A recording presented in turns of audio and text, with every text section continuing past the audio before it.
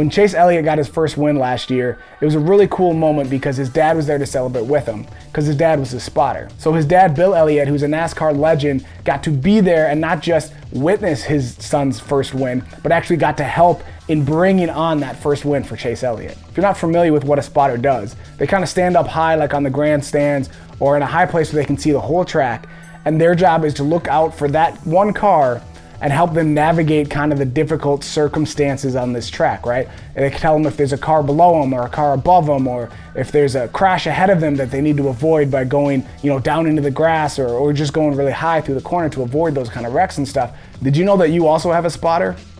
Yeah, there's somebody in your life who's sitting up in a high place, can see everything, and wants to help you navigate through difficult circumstances. It's God, your Heavenly Father.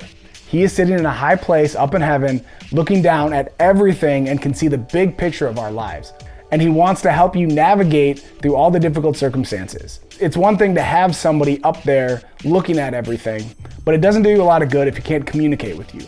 Right? In NASCAR, spotters have radio so they can talk to the driver the whole time and they can tell them when a car is too high or too low. It doesn't do any good if you can see it if you can't communicate with them.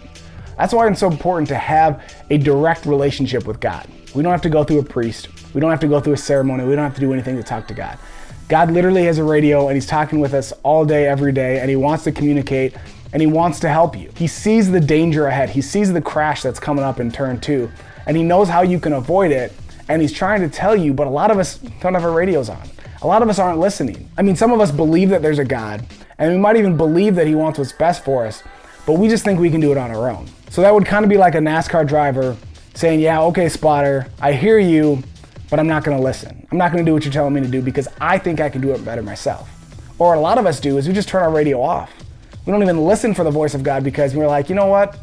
I can do this on my own. But how stupid is it to have somebody who's all-knowing, who sits up high, who can see everything, who wants to help? How stupid would it be to shut off our radio and not even try to listen? Not even try to communicate with God about, okay, God, how should I do this, right? If God's telling you to go a certain way, it's not because he wants to control you or wants to ruin your fun. It's because he knows that that way is the best way. He knows that if you come in the corner too high, there's gonna be another car there and it's gonna cause a wreck, right? He wants to help you. So listen for God. Communicate with God 24/7. Talk to him. Ask him questions. Listen for answers, right? Otherwise, it'd be like if Chase Elliott turned off his radio and said, Dad, I got this. Don't worry about it, right? If Chase turned off his radio, how stupid would that be?